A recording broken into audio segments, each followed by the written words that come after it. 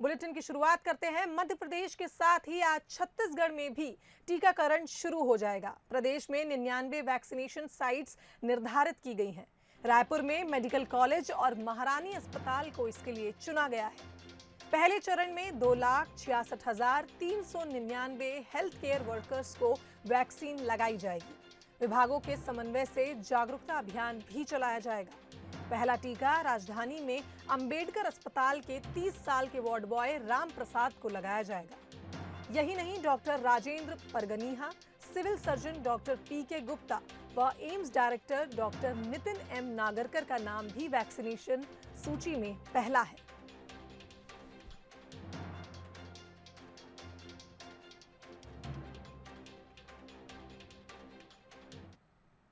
वहीं खबर रायपुर से है, जहां तुलसा टांडी को पहला वैक्सीन लगेगा। आपको बता दें, मेडिकल कॉलेज में बने केंद्र में पहला कोरोना का टीका तुलसा टांडी को लगेगा। तुलसा टांडी मेकाहारा में महिला सफाई कर्मी है। छत्तीसगढ़ की सूची में सबसे पहला नाम तुलसा टांडी का है। इंचार्ज सिस्टर ने तुलसा टांडी को फोन कर उनको जानकारी दी, उनको मैसेज किया और मेकाहारा में ऑपरेशन थिएटर में सफाई कर्मी है तुलसा टांडी, जिनको पहली वैक्सीन आज लगेगी।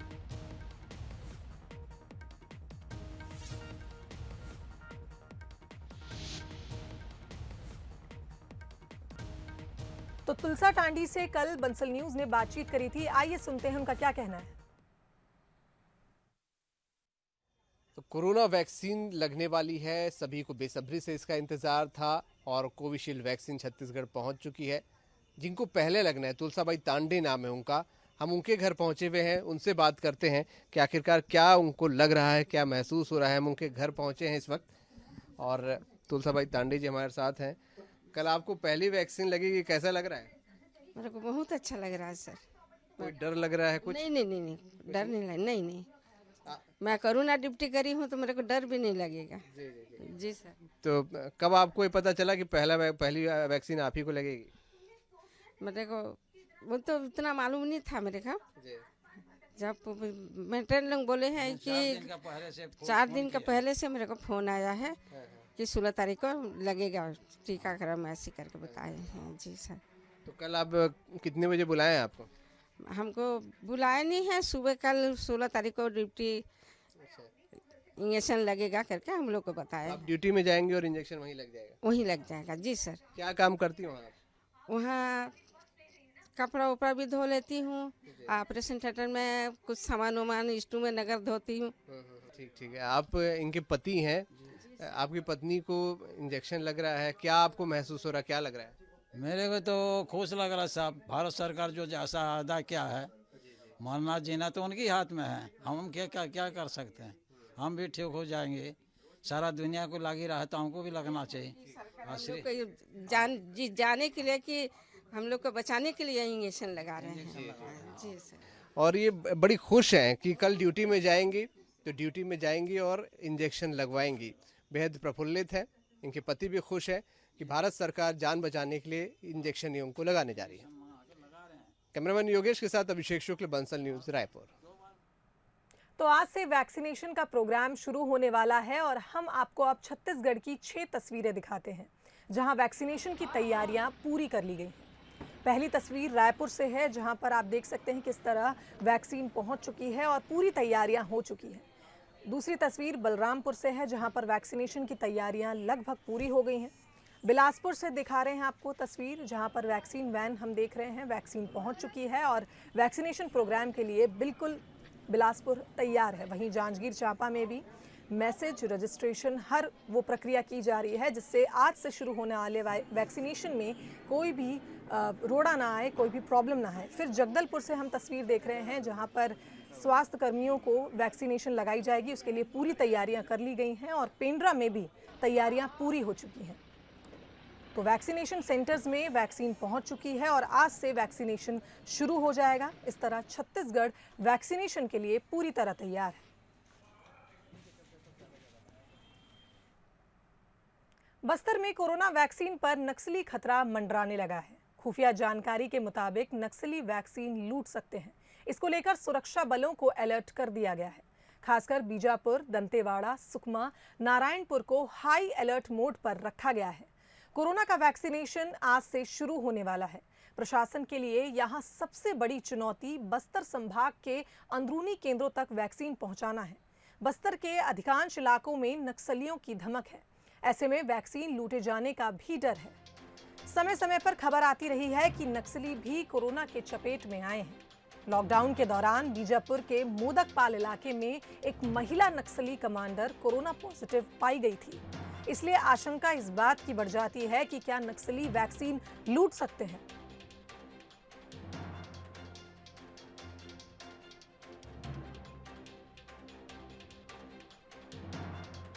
इलाका में इस टाइप के संवेदनशील क्षेत्र में जो वैक्सीन का परिवहन को लेकर जो वैक्सीनेशन का जो कार्यक्रम होगा, सभी में हमारा पास बल उपलब्ध हो। उसी को लेकर हम पर्याप्त सुरक्षा व्यवस्था तैयार की जाएगा ताकि किसी प्रकार का अव्यवस्था ना हो, किसी प्रकार का सुरक्षा की दृष्टि से कोई वाद उत्पन्न ना हो। इसके लिए हम तमाम योजना तैयार करके रखे हैं।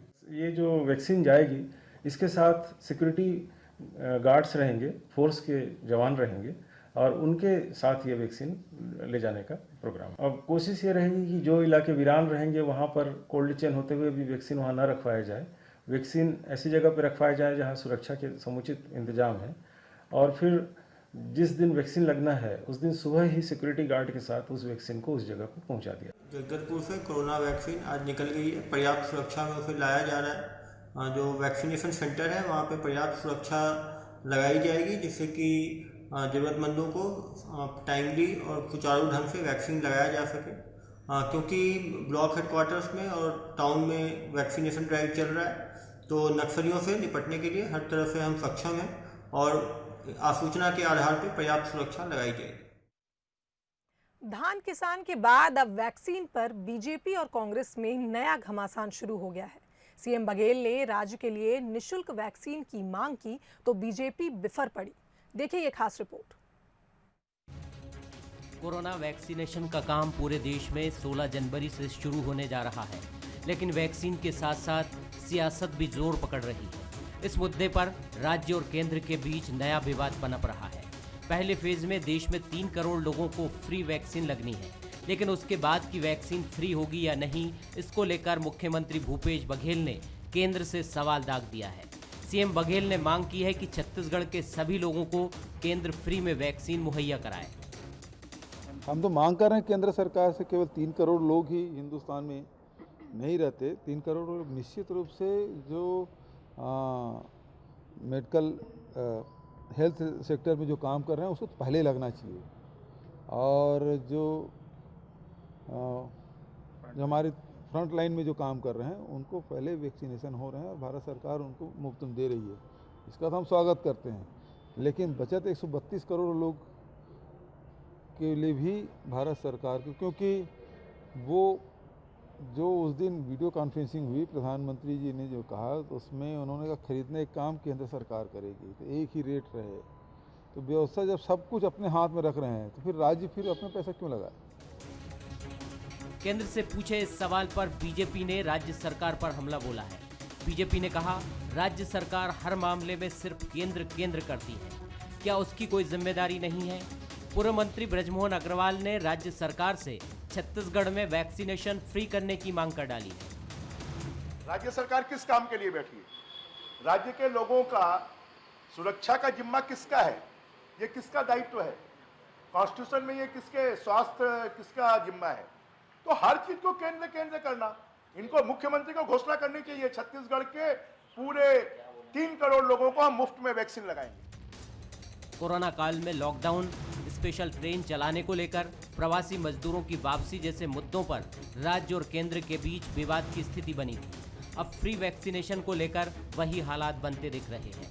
देखना है वैक्सीनेशन की प्रक्रिया के बीच ये मुद्दा कितने दिनों तक गर्म रहता है। फिलहाल तो देश भर में पहले फेज में 3 करोड़ लोगों को जिंदगी का टीका फ्री में लगने जा रहा है।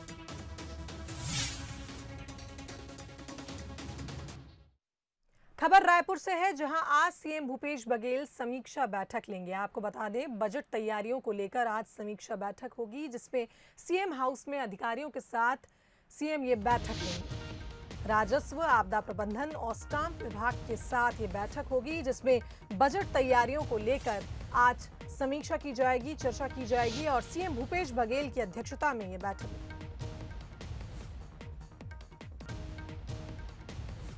तो मुख्यमंत्री भूपेश बघेल की बजट तैयारियों को लेकर बैठक हुई, जिसमें राजस्व, आपदा प्रबंधन और स्टैंप विभाग की बैठक हुई और कई मुद्दों पर चर्चा भी हुई।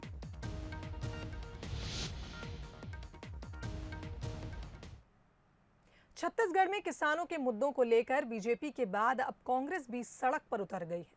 राजधानी रायपुर में शुक्रवार को कांग्रेस ने कृषि बिल के खिलाफ प्रदर्शन किया। कांग्रेस ने राजीव भवन से राजभवन तक मार्च किया और तीनों कृषि कानून वापस लेने की मांग की। कांग्रेस ने राज्यपाल को एक ज्ञापन भी सौंपा। प्रदर्शन में मोहन मरकाम समेत कई बड़े नेता शामिल हुए।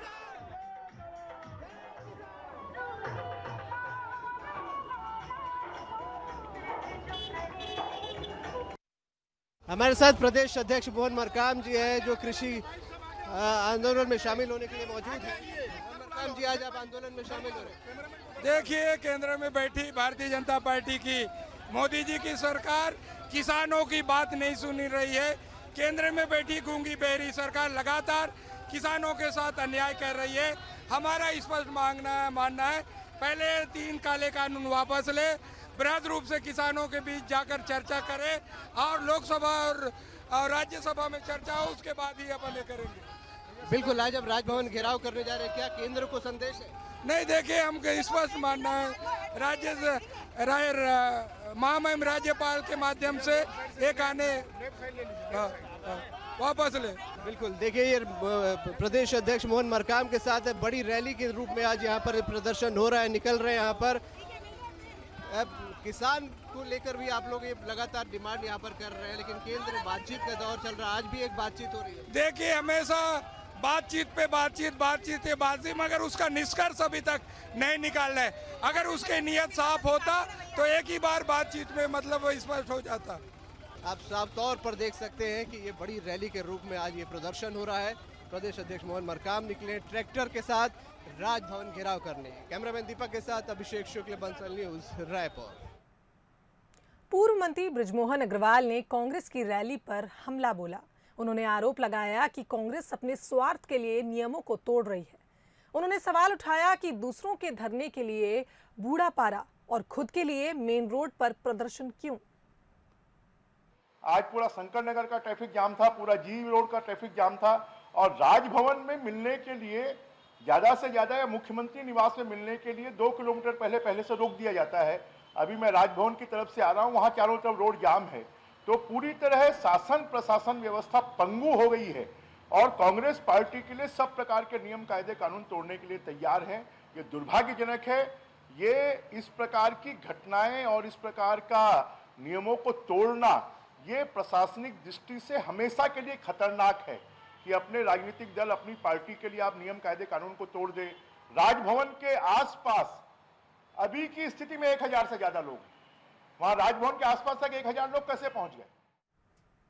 वहीं खबर रायपुर से है, जहां राज्यपाल अनुसुईया उइके ने दान दिया। आपको बता दें, अयोध्या में राम मंदिर निर्माण के लिए उन्होंने राशि दी। वहीं समिति के प्रतिनिधि मंडल को उन्होंने ये राशि सौंपी है। तो राज्यपाल ने अयोध्या में श्री राम मंदिर निर्माण के लिए निधि समर्पित की। छत्तीसगढ़ में राज्यपाल से निधि प्राप्त कर अभियान की शुरुआत की गई।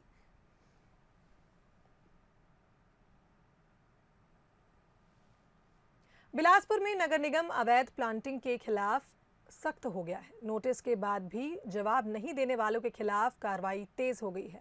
बिना टीएनसी पास कराए इलाके में अवैध प्लॉटिंग की भरमार हो गई है। निगम में शामिल दर्जन भर गांव सबसे ज्यादा अवैध प्लॉटिंग करने वालों के निशाने पर है। दरअसल शहर सीमा का विस्तार हुआ तो 15 गांव निगम में शामिल हुए। यही नए ग्रामीण इलाके भूमाफियाओं के निशाने पर है। कृषि भूमि सहित निजी और सरकारी जमीनों पर कब्जा कर अवैध प्लॉटिंग किया जा रहा है। इसमें ना तो टाउन एंड कंट्री प्लानिंग के नियमों का पालन किया जा रहा है और ना ही जमीन का आवासीय या कमर्शियल डायवर्जन कराया जा रहा है। पिछले दिनों शिकायत के बाद निगम ने ऐसे अवैध प्लॉटिंग करने वाले 94 लोगों को नोटिस दिया था। नोटिस का जवाब नहीं देने वालों के 8 अवैध प्लॉटिंग करने वालों के खिलाफ कार्रवाई की गई। वहीं अधिकारी आगे भी सख्त कार्रवाई करने की बात कह रहे हैं। वहाँ पर सीसी रोड का निर्माण कर दिया गया था, चारों तरफ फेंसिंग कर दी गई थी, बाउंड्री वॉल और गेट लगा दिया गया था, बोरिंग भी किया गया था। उन सबको सीसी रोड को तोड़ा गया है, गेट को हटाया गया है और बाउंड्री वॉल को तोड़ा गया है। जारी है, आगे भी कार्रवाई हमारी जारी रहेगी। अवैध प्लाटिंग की जो जानकारी मिलती जा रही है उसके ऊपर हम जोन से रिपोर्ट लेते हैं और जोन के रिपोर्ट के अनुसार हम आगे भी कार्रवाई कर रहे हैं, ये निरंतर चलती रहेगी। आगे बढ़ते हैं खबर जगदलपुर से, जहां पुलिस ने 7 जुआरियों को गिरफ्तार किया। मामला कोतवाली थाना क्षेत्र का बताया जा रहा है, जहां आसना के जंगल में जुआ खेलते हुए इन 7 जुआरियों को पुलिस ने पकड़ा। पुलिस ने इनके पास से 42,000 रुपए से अधिक नकद समेत मोबाइल फोन और बाइक भी जब्त की। मामले की जानकारी देते हुए सीएसपी हेम सागर सदार ने बताया कि मुखबिर से उन्हें इस मामले की सूचना मिली। इसके बाद पुलिस की टीम मौके पर पहुंची और सभी आरोपियों के खिलाफ जुआ एक्ट की धारा 13 के तहत केस दर्ज कर कार्रवाई शुरू कर दी।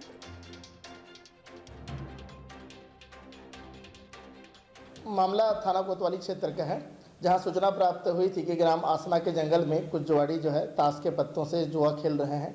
आसना के जंगल में दर्शित स्थल पर रेड कार्यवाही किया गया और इस रेड कार्यवाही के दौरान मौके पर जो है 7 जुआड़ियों को जो है जुआ खेलते रंगे हाथ पकड़ा गया, जिनमें अंकित पटवा, पवन त्रिपाठी और 5 अन्य लोग जो निवासी जगदलपुर हैं शामिल हैं।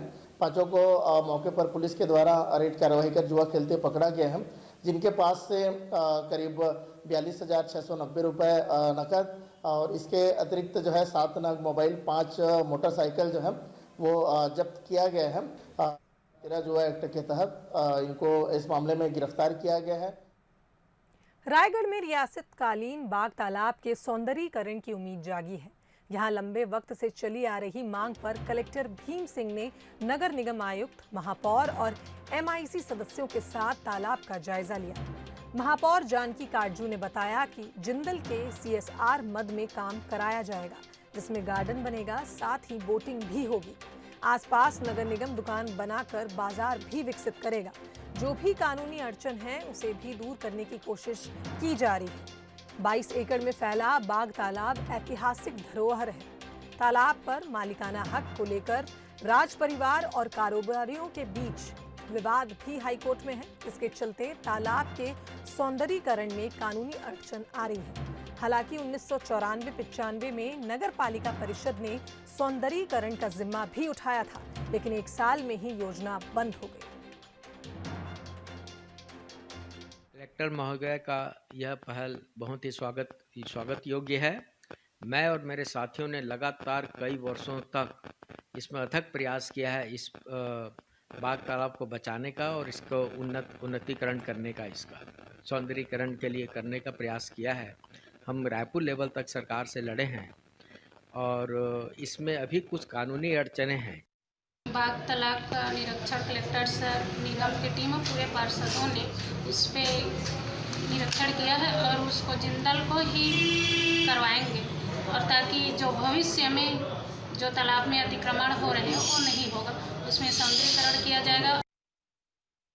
बस्तर के ऐतिहासिक दलपत सागर तालाब की सफाई को अब युद्ध स्तर पर किया जा रहा है।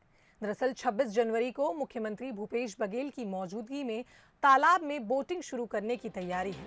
26 जनवरी को ही नौकायान प्रतिस्पर्धा भी होनी है और इससे पहले सफाई के काम को खत्म करने का टारगेट है। बस्तर के दलपत सागर को जब से राम वन गमन पथ में शामिल किया गया है, तब से ही इसकी सफाई को लेकर प्रशासन गंभीर है।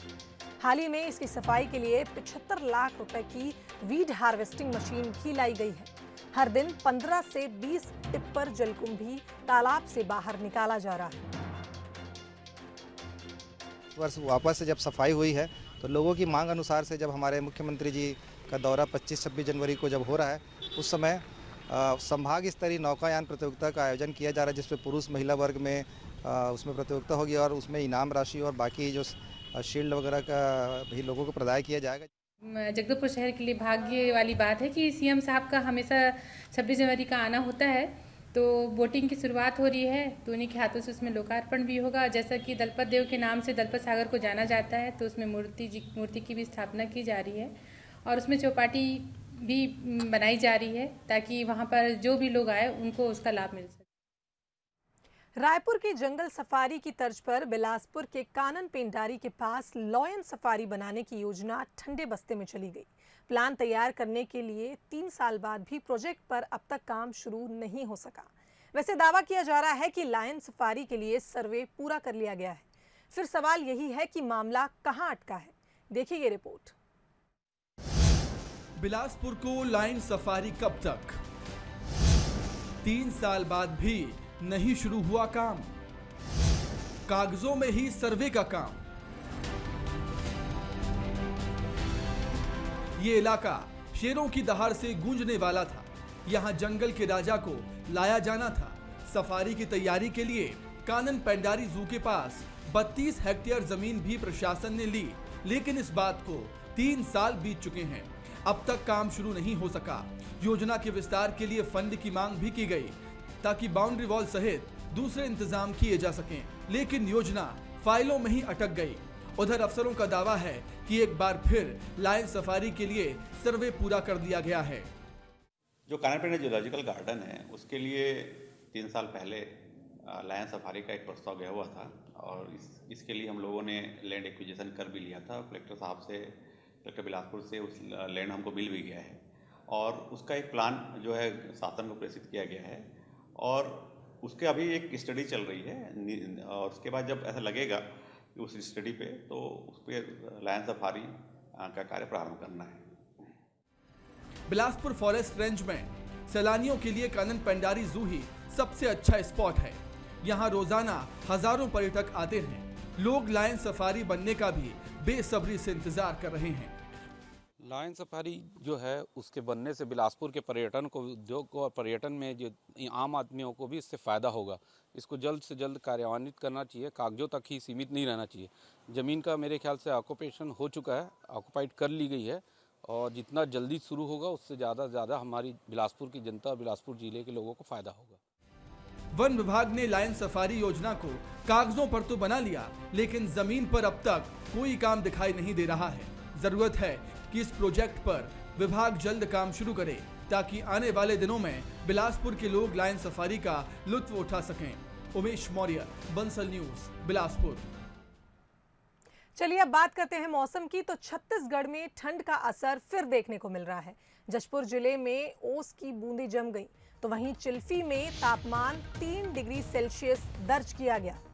प्रदेश के कई बड़े हिस्सों में शीतलहर और कड़ाके की सर्दी पड़ रही है। बात करें चिल्फी की, तो चिल्फी में ओस की बूंदें भी जमने लगी हैं और बर्फ बन रही हैं। मैनपाट, सरगुजा, बिलासपुर और रायपुर में ठंड बढ़ती जा रही है और वहीं 19 जनवरी तक ठंड कम होने के आसार नहीं नजर आ रहे हैं।